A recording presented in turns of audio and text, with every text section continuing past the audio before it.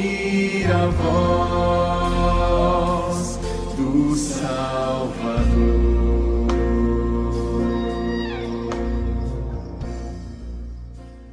Ainda que eu fale as línguas dos homens e dos anjos, se não tiver amor, serei como bronze que soa, ou como símbolo que retine. Ainda que eu tenha o dom de profetizar e conheça todos os mistérios e toda a ciência, ainda que eu tenha tamanha fé a ponto de transportar montes, se não tiver amor, nada serei. Ainda que eu distribua todos os meus bens entre os pobres, e ainda que entregue o meu próprio corpo para ser queimado, se não tiver amor, nada disso me aproveitará. O amor é paciente, é benigno, o amor não arde em ciúmes, não se ufana, não se ensoberbece, não se conduz inconvenientemente, não procura os seus interesses, não se exaspera, não se ressente do mal, não se alegra com a injustiça, mas regozija-se com a verdade. Tudo sofre, tudo crê, tudo espera, tudo suporta. O amor jamais acaba, mas havendo profecias desaparecerão, havendo línguas cessarão, havendo ciências passará, porque em parte o conhecemos e em parte o profetizamos. Quando, porém, vier o que é perfeito, então o que é em parte será aniquilado.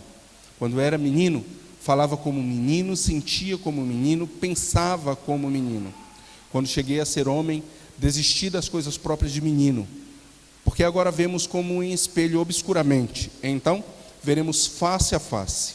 Agora conheço em parte, então conhecerei como também sou conhecido. Agora, pois, permanecem a fé, a esperança e o amor. Estes três, porém o amor é o maior destes. Quando a gente lê Coríntios 13, a gente precisa tomar um cuidado para pensar que a gente está lendo, para não pensar que a gente está lendo apenas uma poesia, porque a linguagem é muito bonita, a linguagem é muito rebuscada nesse sentido poético, mas o apóstolo Paulo não está escrevendo uma poesia. Na realidade, o apóstolo Paulo está sendo defensor daquilo que a igreja precisava ser de forma apologética, porque a igreja estava vivendo ensinos errados, ou manifestando alguns comportamentos de quem tinha entendido alguma coisa errada na sua caminhada cristã. E aí o apóstolo Paulo, de forma apologética, ou seja, em defesa da fé, ele escreve esse livro, especialmente o capítulo 13, 12, 11, 12, 13 e 14, centrando a sua mensagem no que diz assim: olha, vocês precisam consertar. Existem muitas coisas que estão erradas aí na igreja que vocês precisam consertar. Nós já falamos, né? Passamos pelos primeiros capítulos, onde ele já começa a exortar a igreja, dizendo: olha, vocês têm partidos, têm divisões entre vocês. Nessa época, né, lá no início da igreja cristã, as pessoas se dividiam por causa de partidos, mas é diferente dos de hoje. Eles criavam grupos dentro da igreja, e esses grupos não eram para o melhor funcionamento da igreja, mas era para se identificar melhor. Então eu me identifico mais com aquele irmão ali porque ele é mais rico, eu me identifico mais com aquele irmão ali porque ele é mais poderoso, eu me identifico mais com aquele ali porque ele é mais pobre, eu me identifico mais com aquele ali porque ele tem mais dom, ou porque ele tem o mesmo dom que eu tenho. E essa divisão em grupos na igreja de Corinto foi um problema, porque as pessoas não estavam se dividindo para uma melhor estrutura da igreja, e sim para dizer que eu sou melhor que você, o meu grupo é melhor que o seu grupo, o meu grupo é mais humilde, o meu grupo é mais pobrezinho, o meu grupo é mais simples. Aí o outro falava assim: não, o meu grupo é que é melhor, porque o meu grupo tem mais condições de investir nos missionários, o meu grupo tem dinheiro, o meu grupo tem recurso, o meu grupo é bom, o meu grupo é isso. E ficava nesse negócio, né? Cada um dizendo que o seu era melhor. E aí o apóstolo Paulo diz assim: gente, está errado. Não dá para vocês falarem: eu sou de Paulo, eu sou de Cefas, eu sou de Apolo, e essa divisão toda que causava na igreja. A igreja de Coríntios, ela é caracterizada pelos dons. Era uma igreja que tinha muitos dons, e esses dons fez com que a igreja se ensoberbecesse. a igreja ficou se achando. Aqui ele utiliza, no versículo 4, a expressão que o amor não se ufana. Se ufanar é se encher de vento. A igreja estava se ufanando, porque tinha muitos dons. Como quem diz assim, nós somos melhores do que a igreja de Éfeso, nós somos melhores que a igreja de Esmirna, nós somos melhores que a igreja de Jerusalém, nós somos melhores que a igreja de Roma, nós somos os melhores, porque afinal de contas, nós temos muitos dons. E aí o apóstolo Paulo vai falar para eles, gente, vocês estão usando os dons não para união, vocês estão usando os dons para divisão, e isso tem sido um grande problema para vocês e um grande problema para a igreja.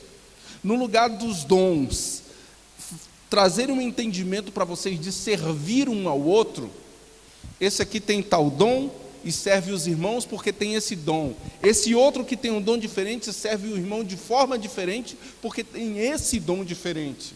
Não, vocês ficam puxando para um lado, puxando para o outro e fazendo competição de dons. E aí no capítulo 11 ele diz isso, ele diz, nós somos como um corpo, e no corpo cada membro tem a sua função. O Espírito Santo de Deus é que distribuiu os dons, e ele não distribuiu para você ser melhor ou pior do que o seu irmão, ele distribuiu para você servir um ao outro. Ninguém tem todos os dons, porque nós somos codependentes, exatamente para isso, para termos essa dependência uns dos outros. Obrigado, Marcos. E para trabalharmos isso como um reflexo de que somos um corpo. E aí o apóstolo Paulo trabalha essa linguagem. Quando chega aqui no capítulo 13, ele ainda está defendendo essa vida de unidade da igreja. E ele chega no cerne da questão, como quem diz assim, vocês estão fazendo muito barulho. Vocês estão se achando demais, vocês estão pensando que são mais do que realmente são. E ele começa então o capítulo 13 dizendo assim, olha, ainda que vocês tenham muitos dons, ainda que vocês falem em língua de homens e de anjos, se vocês não tiverem amor, vocês vão ser só barulho. Vocês vão ser como o bronze que soa, ou como um símbolo que retine. Vocês vão ser como um grande sino, ou como uma grande peça de bronze, que quando bate nela, na cidade toda se pode ouvir, e se pode ouvir o barulho da igreja de Corinto à distância, mas vocês estão fazendo muito barulho e pouco efeito prático para a vida das pessoas. A vida de vocês poderia ser uma vida que marcasse a comunidade de tal forma, que as pessoas olhassem para a igreja e falassem assim, Deus está no meio daquele povo ali. Existe um Deus no meio daquele povo, mas vocês são cheios de dons, vocês são cheios de talentos, vocês são cheios de recursos, porque era uma igreja rica, eu já falei que era uma igreja numa cidade portuária, uma cidade que passava todo tipo de cultura por aquela região, a única cidade da época, talvez uma das únicas, a única que se tenha conhecimento, que tinha 2 portos na cidade, era a cidade de Corinto, uma distância de 10 quilômetros de um porto para outro, ligado numa estrada reta, onde as pessoas colocavam os barcos em cima de toras para levar de um lado para o outro por 10 quilômetros, e os coríntios se orgulhavam de ver aqueles barcos passando de um porto para o outro, dizer assim, nós somos os melhores engenheiros do planeta Terra. E essa ufanação entrou na igreja, e a igreja começou a pensar assim, nós somos a melhor igreja da Terra, nós temos dons, nós temos recursos, temos talento, somos poderosos, somos reconhecidos. E eles começaram a criar essa divisão, e o apóstolo Paulo diz assim, vocês estão fazendo barulho, vocês estão se achando melhor que os outros, por causa dos recursos ou dos dons que vocês receberam, e eu vou falar para vocês que vocês estão fazendo muito barulho. Vocês precisam parar e se conscientizar de que se os dons e os talentos que vocês receberam não for para servir o próximo, não for para amar o próximo, é como se nada tivesse. É como se vocês não tivessem nada. É como se vocês não fossem nada. O apóstolo Paulo, ele pega pesado, porque ele diz assim, se não tiver amor, eu serei só barulho. Eu serei como só barulho. Mesmo que eu faça muito barulho, vai ser só barulho. E aí ele continua, Ele diz assim: ainda que eu tenha o dom de profetizar e conheça os mistérios e a ciência, ainda que eu tenha tamanha fé a ponto de transportar os montes, se não tiver amor, nada serei. Como quem diz assim: gente, não adianta vocês se gabarem, vocês se encherem, vocês se acharem, porque vocês têm muitos dons, porque vocês têm muitos recursos, porque vocês têm muitas possibilidades, porque você tem muita tecnologia. Não adianta vocês pensarem que vocês são melhor por causa de coisas. A igreja, ela é melhor quando a presença de Deus é sentida através dos relacionamentos e do cuidado mútuo um com o outro. Lá em Atos, no capítulo 2, tem um texto que eu acho maravilhoso, eu acho fenomenal, e eu acho que quando Deus olhava para a igreja que está descrita naquele texto, Ele falava bem assim: opa, esse povo aqui está sabendo viver o Evangelho, deixa eu pegar um pecador e colocar aqui no meio deles. Porque o texto diz assim, que eles distribuíam pão, dividiam o pão de casa em casa, viviam debaixo da doutrina dos apóstolos, eles se reuniam para orar, eles mantinham comunhão uns com os outros. Se alguém tinha necessidade, um vendia o seu bem para poder socorrer o próximo. E aí o texto termina dizendo assim: e dia a dia o Senhor ia acrescentando mais pessoas naquele grupo. Eu fico sempre imaginando assim, como Deus fala bem assim: rapaz, tá bom demais para o ser humano viver nesse grupo, viver nessa igreja, eu vou acrescentar mais pessoas aqui. E Deus ia acrescentando dia a dia pessoas no meio daquele povo, porque eles sabiam viver o amor de Deus, eles sabiam viver o Evangelho, eles sabiam viver a característica do Evangelho. Muitas vezes o nosso Evangelho quer ser conhecido, e nós como presbiterianos precisamos tomar muito cuidado com isso, porque muitas vezes nós nos gabamos de dizer assim: nós somos conhecedores da palavra, o presbiteriano estuda a palavra, o presbiteriano conhece a palavra, o presbiteriano sabe manejar bem a palavra, sabe usar bem a palavra. Mas o conhecimento da palavra, quando não é colocado em prática, ele é denunciado pela palavra de Deus. E é isso que o apóstolo Paulo está fazendo aqui. Ele está falando assim: gente, vocês são conhecedores de um monte de coisa, vocês ouviram os melhores pregadores, vocês ouviram Paulo, ouviram Cefas, que era o Pedro, vocês ouviram Apolo, vocês ouviram tantas pessoas boas pregando no meio de vocês, e no lugar de aproveitar o que vocês podiam aproveitar de cada um, vocês começaram a dividir, começaram a escolher, começaram a falar bem assim: eu prefiro Paulo. Aí o outro grupo falava assim: não, eu prefiro Cefas. Outro grupo falava: eu prefiro Apolo. Aí os mais espirituais falavam assim: eu prefiro Cristo. E o apóstolo Paulo dizia assim: gente, não dá para vocês terem tanto conhecimento, ou tanta fé, ou tanta coisa, e não colocar isso em prática. É como nada. É como nada. Se você transportar montes e não tiver amor, você é nada. Ele termina isso no versículo 2. E no versículo 3 ele diz assim: ainda que eu distribua todos os meus bens entre os pobres, e ainda que entregue o meu próprio corpo para ser queimado, se não tiver amor, nada disso me aproveitará. Jesus já tinha dito, né? Os pobres sempre tereis convosco. E a Nayara alertou para uma coisa muito importante quando ela estava falando aqui. A gente pode usar apenas como distração, ou como um automático. Ah, apareceu alguém com necessidade, pum, ajuda. Mas nós precisamos ter isso não como algo automático, mas como algo pensado de quem quer ser parecido com Cristo.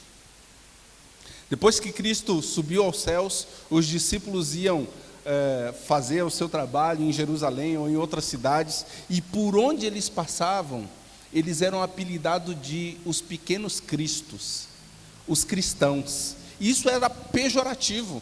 A palavra cristão era um apelido pejorativo, era um bullying. Era um bullying com os que até então eram conhecidos como os do caminho.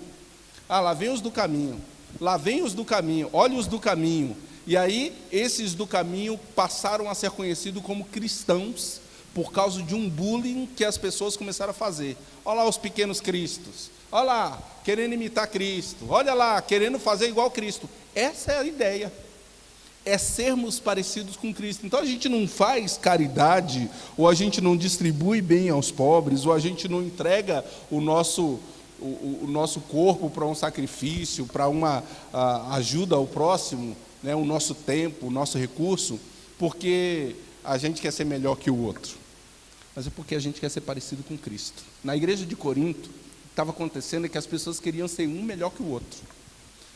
Aí tinha disputa, não, eu dei mais, não, eu doei mais. Lembra dos discípulos quando foram na questão da oferta, e Jesus olha para eles e diz assim, vou falar um negócio para vocês, ninguém doou mais do que aquela viúva que doou uma moeda apenas, porque ela doou tudo que ela tinha, ela só tinha moeda e doou tudo que ela tinha. A grande questão nem é o que a gente doa, a grande questão é a motivação do nosso coração, porque Deus vê diferente da gente, Deus vê o nosso coração. Que Deus entenda que a nossa doação para o Senhor seja uma doação de um coração sincero. Eu vi uma vez um garoto, ele não está mais aqui na igreja, já deve ser grande, e ele veio perto do gasofilácio assim, e ele chegou perto do gasofilácio, pegou o dinheiro com o pai, com a mãe, não sei, né? E chegou perto do gasofilácio assim, e fez que colocou o dinheiro no gasofilácio, mas colocou no bolso dele. E aí saiu todo feliz, né? Um adolescentezinho, de uns 11 anos mais ou menos. Hoje já deve ser adulto. Tem um outro irmão que ele chega perto do gasofilácio e ele coloca o envelope dele assim e faz um carinho no gasofilácio assim. E eu acho extraordinário essa diferença que cada um faz, né? A criança vem ali e acha que é uma brincadeira colocar um envelope, o outro vem no automático, só coloca o envelope. Mas o meu olhar é um olhar de quem está vendo um estereótipo. Deus vê o coração. Deus vê o coração. Quando a gente faz para o próximo, ou quando a gente oferta para a casa do Senhor, Deus vê o coração. E aí o nosso coração precisa ser consertado em Deus. E é isso que o apóstolo Paulo está denunciando aqui para os irmãos. Irmão, não adianta vocês acharem que vocês são melhores que as outras igrejas, porque vocês querem pagar salário para mim, e eu estou dizendo que não precisa, e vocês estão dizendo que eu deixei de ser apóstolo, porque não quero receber o salário de vocês. Só que eu não estou precisando agora. O apóstolo Paulo tinha recebido uma oferta muito grande da igreja de Tessalônica, e ele diz assim, já tenho o suficiente para estar abastado durante muitos meses. E a igreja de Corinto falou assim, ixi, deixou de ser apóstolo, deve estar em pecado, por isso que não quer receber a oferta. Deve ser algum pecado que ele está vivendo, aí não quer receber a oferta. E aí o apóstolo Paulo tem que fazer defesa disso, aqui na carta, para explicar para os irmãos que não era isso, que ele apenas não queria ser acusado depois de estar recebendo mais do que era necessário para as suas necessidades. Então ele entra no cerne desse capítulo 4, desse capítulo 13, no versículo 4, quando diz assim, o amor é paciente, é benigno, o amor não arde em ciúmes, não se ufana, não se ensoberbece, não se conduz inconvenientemente, não procura os seus interesses, não se exaspera, não se ressente do mal. Características e qualidades que, se nós fôssemos estudar cada uma delas, daria uma pregação, um estudo tranquilamente. Mas a gente precisa ler esse texto e entender que o apóstolo Paulo está falando assim, irmãos, vocês estão trabalhando os princípios do reino do reino de Deus, para você como indivíduo. E é aí que está o erro, porque o reino de Deus, ele precisa ser manifesto, ele precisa ser aplicado de uma forma que você está olhando para o próximo, de uma forma que você está aplicando tudo isso em relação ao próximo, que você está se parecendo com Cristo, não para que você seja reconhecido como alguém melhor ou mais espiritual, mas que você possa abençoar mais o próximo.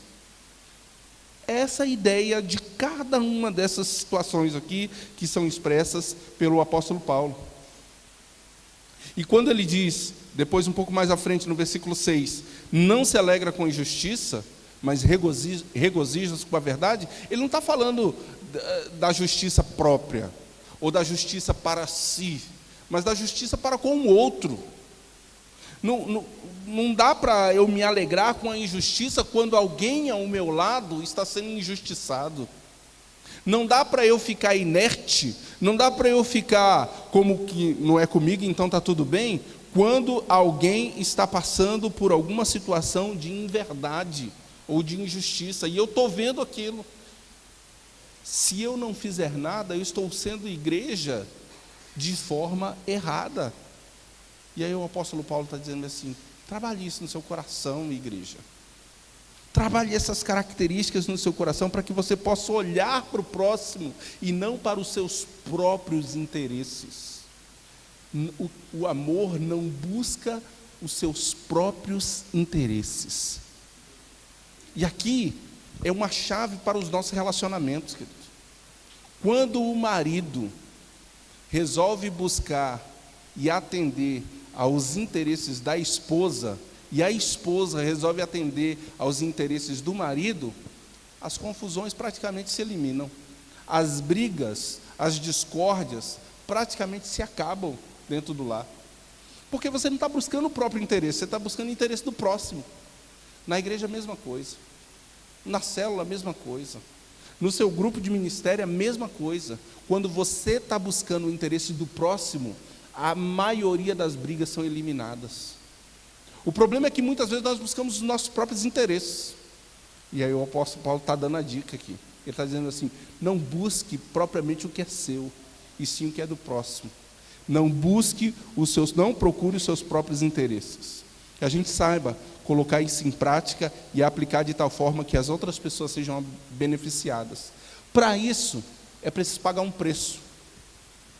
Para que isso aconteça, muitas vezes, para ver um irmão bem, para ver um irmão caminhando livre na sua caminhada cristã, na sua caminhada com Cristo, muitas vezes é preciso pagar um preço. E ele diz isso no versículo 7, quando diz assim: tudo sofre, tudo crê, tudo espera, tudo suporta. Não é que eu sou tão crente, tão poderoso, e tenho uma armadura mais forte do que a armadura do homem de ferro, que eu posso suportar todas as pressões contra a minha vida. Não. Eu, como igreja do Senhor, estou trabalhando, estou vivendo o amor de tal forma que, para ajudar o próximo, que para cuidar do próximo, que para cuidar da igreja do Senhor, eu tudo sofro, tudo creio, tudo espero, tudo suporto. O apóstolo Paulo não está trabalhando aqui num contexto de individualidade, ele está trabalhando num contexto de igreja. A igreja precisa ser assim. A igreja precisa lidar com as situações assim. E é difícil isso, porque se a gente aplicar na individualidade é mais fácil, porque aí eu vou olhar para mim e vou aplicar isso. Mas é o mesmo erro que a igreja de Corinto estava cometendo, de irmãos que estavam olhando por seus próprios interesses. E aí, por olhar para os seus próprios interesses, tinha condições de sofrer, de pagar um preço, disso, aquilo, mas na hora de sofrer pelo próximo, não, aí agora é com ele. Eu não tenho nada a ver com isso. A vida dele é com ele. Eu não vou fazer nada em relação a isso, porque o problema é dele. Na igreja, no corpo de Cristo, ele já disse isso aqui no capítulo 11, nós somos membros uns dos outros, fazemos parte um do outro. Então não dá para dizer que o problema do outro não é problema meu. Não dá para dizer porque não sou olho, não sou do corpo. Não dá para dizer porque não sou ouvido, não sou do corpo. Nós fazemos parte do corpo, cada um com a sua função. E ele está trabalhando para que a gente trate isso no nosso coração de tal forma a alcançar a perfeição. Ele vai apontar para isso lá no finalzinho, mas aqui no versículo 8 ele diz assim: o amor jamais acaba. Ou seja, continuando, né? O amor jamais acaba, mas havendo profecias desaparecerão, havendo língua cessarão, havendo ciência passará. Ele está dizendo assim: irmãos, se vocês tiverem muito conhecimento, se vocês tiverem uma boa estrutura como igreja, se vocês tiverem muito reconhecimento, se vocês tiverem os melhores pregadores dessa época e dessa geração, os melhores missionários cuidando da igreja de vocês, mas vocês não tiverem amor, eu quero falar um negócio para vocês: tudo isso vai passar. Tudo isso vai passar. Você pode ter o melhor templo, com ar-condicionado, com poltrona almofadada, você pode ter o melhor relatório para o presbitério em relação às coisas que vocês arrecadam, às coisas que vocês fazem, pode ter o melhor de tudo, mas se não tiver amor mesmo, a verdade é que tudo isso vai passar. Agora o amor é eterno. O amor aponta para a eternidade. Então a gente precisa entender que existem coisas que são importantes para o nosso dia a dia, para a convivência, mas existe algo que é importante aos olhos de Deus. E não adianta a gente ter uma coisa e faltar outra que é a mais importante. Então ele está trabalhando isso, gente, essas coisas elas vão acabar. Agora o amor não pode acabar. O amor não dá para a gente viver num templo bom, num templo luxuoso, num templo bacana, com melhores pregadores, com melhores pastores, com o melhor de tudo, mas não ter amor. Se o amor acabou, tem alguma coisa de muito essencial que está faltando no meio de vocês, que vocês precisam rever. Não dá para você ter o melhor de que uma igreja possa querer se não tiver amor. Não dá. E aí a gente precisa parar e pensar assim, será que eu estou amando? Porque você pode parar e pensar, será que eu estou sendo amado? Mas a proposta de Paulo aqui é para que a igreja pensasse assim, será que você está amando? Será que você está apenas colocando recursos, apenas olhando recursos, ou você está olhando amor? Necessidade do próximo. Necessidade do próximo de ser amado. E aí ele diz assim, se você tiver língua, se você tiver dons, ciência, de conhecimento, vai passar. Versículo 9. Em parte conhecemos e em parte profetizamos. A gente vai sempre ter níveis de conhecimento diferenciado na igreja cristã. Mas a igreja, por Deus, ela não é medida dessa forma. Ela não é medida pelo tanto de pessoas que conhecem. Ela é medida pelo tanto que a gente ama. Pelo tanto que nós manifestamos o amor ao próximo. E caminhando para o fim, ele diz no versículo 10, quando porém vier o que é perfeito, então o que é em parte será aniquilado. Irmão, quando a gente entender que o que a gente precisa mesmo é amar o próximo, que o que o próximo precisa mesmo é ser amado, as outras coisas são pequenas. As outras coisas são coisas pequenas. É como se ficassem todas aniquiladas, sem necessidade, sem efeito, porque o amor cobre multidão de pecados. Lembra Jesus quando um paralítico procurou ele, e Jesus olhou para o paralítico e disse assim, filho, os teus pecados estão perdoados, vai-te em paz. Aquele cara lá queria que o pecado fosse perdoado, ele queria ser curado e queria sair andando. Mas Jesus foi no mais essencial do ser humano. Ser ligado de novo com Deus. Ter acesso de novo a Deus. Ter os pecados perdoados é algo inimaginável como espiritualidade. Mas aquele rapaz recebe uma palavra que talvez fosse meio frustrante para ele, porque a visão dele era uma visão para o momento, era uma visão para a necessidade do momento. Ele queria ser curado das suas pernas ali, da sua paralisia. E aí depois Jesus olha para os fariseus e para as pessoas que estavam do lado e diz assim, olha, para vocês saberem como é que se utiliza um poder espiritual de verdade, eu vou dizer para vocês, levanta-te e anda. E aquele paralítico levantou e andou e saiu dando glórias a Deus. Amar é mais do que dar carinho, é mais do que curar. É fazer com que o pecador seja ligado com Deus. É fazer com que aquele que não via esperança passe a ver esperança. É fazer com que aquele que não enxergava uma perspectiva para o futuro passe a ter essa perspectiva para o futuro. Em parte, nós conhecemos. Em parte, profetizamos. Mas quando vier essa mensagem de perfeição, que é o amor de Deus sendo revelado ao coração do pecador, aí sim, o que é em parte será aniquilado. Eu estava falando com os adolescentes ontem, que não adianta a gente ter estratégias de evangelismo e sair e distribuir folhetos, ou fazer técnicas manuais, ou recursos mágicas, isso para apresentar o evangelho para as pessoas, se a gente não amar o nosso amigo de sala de aula, não tratar de expressar o Evangelho na nossa vida com aquele que mora no nosso condomínio, com aquele que estuda na nossa faculdade. Isso é muito mais importante para as pessoas que estão ao nosso redor. E a gente precisa fazer com que a demonstração do amor de Deus seja conhecida através do nosso viver, do nosso dia a dia. Aproveitar as oportunidades, como está escrito lá em Colossenses 4:5. Aproveitar as oportunidades, ter sabedoria. Então ele termina aqui no versículo 11 dizendo: quando eu era menino, falava como menino, sentia como menino, pensava como menino. Quando cheguei a ser homem, desisti das coisas próprias de menino. Como quem diz assim, irmãos, existem coisas que é como se você fosse um menino. Já viu um menino brincando? Aquele carro é do meu pai. O do meu pai é o outro que é melhor. Os caras estão passando na rua e o menino está dizendo o que é dele, o que ele gostaria que fosse do pai dele. E aí o apóstolo Paulo diz assim, gente, Deus não está interessado com coisas, Deus está interessado com o ser. Deus não está interessado com currículo, Deus está interessado com coração.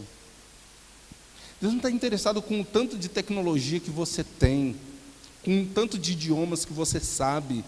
Deus está interessado se você fala a linguagem do amor, se você paga o preço em relação ao próximo, se você tem condições de deixar de ser o menino que olha para si mesmo e quer ser melhor que o outro que está do lado, mas que olha para o que está do lado e quer que o outro seja melhor e faz de tudo para que o outro seja melhor e que cresça. Eu lembrei agora de uma entrevista que eu vi no Jô Soares há muito tempo atrás. Já procurei essa entrevista na internet e não achei. 2 irmãozinhos gêmeos, e eles foram para a entrevista, e um era muito falante, o outro era meio tímido. E o Jô Soares perguntava assim, quem é o mais inteligente? E aí o menino levantava a mão e falava assim, é ele. Quem é o mais criativo? É ele. Quem é o mais... É ele. Tudo que era de bom era o outro. É ele, é ele, é ele, é ele, é ele. Aí o Jô Soares meio que se indignou, olhou para eles assim e falou assim, sim, tudo que é de bom é ele que é de bom? Aí olhou para eles e falou assim, que ele é melhor? Aí o garotinho olhou para ele e falou assim, ele é melhor irmão. Saber levantar a bola do outro, saber colocar o outro numa melhor condição, saber olhar para o outro e não querer o seu próprio interesse. Isso é coisa de criança. Criança que quer ser melhor que o outro. A gente precisa levantar a bola para o outro e fazer com que o outro se sinta melhor. Na igreja de Corinto, estava cada um querendo se aparecer mais que o outro. E aí o apóstolo Paulo diz assim, deixe de ser menino, busque o interesse do próximo. Olhe para o próximo e busque o interesse dele. Quando você olha para você, você olha como que um espelho. O espelho naquela época era meio que uma bacia de prata, às vezes até de bronze. Então ele via só um borrado, ele não conseguia ver a imagem do espelho que a gente vê hoje. Era um borrão que ele via. Quando você olha para você, você não consegue ter uma imagem exata do que você é, mas quando você olha para o próximo, você está vendo quem ele é. Você consegue ver nitidamente o próximo. E aí o apóstolo Paulo está dizendo assim, olhe para o próximo. Versículo 12. Agora vemos como um espelho, obscuramente. Então veremos face a face. Agora conheço em parte, então conhecerei como também sou conhecido. Aplicar o amor é buscar conhecer o próximo. É se aproximar do próximo. Existe uma expressão que diz assim, que de perto as nossas diferenças diminuem. Quando a gente consegue andar com aquele que a gente acha que é muito diferente da gente, e a gente se aproxima dele, a gente percebe que não é tão diferente. Que na realidade a gente até se parece em algumas coisas. E à medida que a gente vai caminhando, a gente vai percebendo que está cada vez mais parecido um com o outro. De perto, as nossas diferenças diminuem. E ele fecha o capítulo dizendo, agora, pois, permanece a fé, a esperança e o amor. Ele não disse do dinheiro, ele não disse de dom de cura, de dom de línguas, ele não disse de dom de profecias, ele disse fé, esperança e amor. E o maior destes é o amor. que nós sejamos reconhecidos como uma igreja que ame. Que ame. Que as pessoas olhem para nós e não nos reconheça por uma igreja enorme que tem na Rua México. A gente participa do conselho de pastores e de vez em quando um pastor fala bem assim, como cresceu a igreja lá, né? Que eles passam aqui na frente, como a sacada ali ficou emendada com um templo antigo, eles acham que tudo isso aqui é templo. Eu falo assim, cara, a igreja lá cresceu bastante, né? O que é isso? O que é crescer? É manifestar amor ou é ter mais tijolo? Ter mais ar-condicionado? Amar. Amar está acima de construir banheiro, de construir sala. Amar está acima de investir dinheiro para missões, para construção de chácara, de piscina, de estacionamento. Se nós fizermos todas essas coisas porque a gente está amando as pessoas que estão chegando a nós, e a gente quer cuidar melhor das pessoas que estão chegando a nós, que nós queremos cuidar melhor das nossas crianças e dar para elas as melhores possibilidades de crescer aprendendo o Evangelho para os nossos adolescentes, porque nós queremos que as famílias que cheguem aqui tenham condições de serem cuidadas da melhor forma e receberem o melhor carinho, o melhor amor e atenção, aí sim existe uma real justificativa. Nós estamos amando, estamos querendo construir para amar mais. Estamos querendo receber mais pessoas para amar mais pessoas. Ou Deus está acrescentando no nosso meio, dia a dia, os que estão sendo salvos, porque Ele está vendo que a gente está se amando, que a gente está se cuidando, que a gente está colocando esse ensino em prática. Será que a gente está? Vamos orar? Eu espero que você deixe essa palavra virar uma prática na sua vida. Não só aqui, mas na sua casa, especialmente na sua casa. Especialmente com seu cônjuge, especialmente com seus filhos, especialmente com seus pais. Que você coloque isso em prática, que você não busque os seus próprios interesses, que você não seja a pessoa na sua casa que se ufana, que você não seja a pessoa na sua casa que olhe para o próximo e no lugar de pensar no próximo, pense em si mesmo. Que você seja aquele que sempre olhe para o próximo e queira colocar o próximo em melhor condição. Que Deus nos abençoe, que a gente saiba viver isso para a glória dele.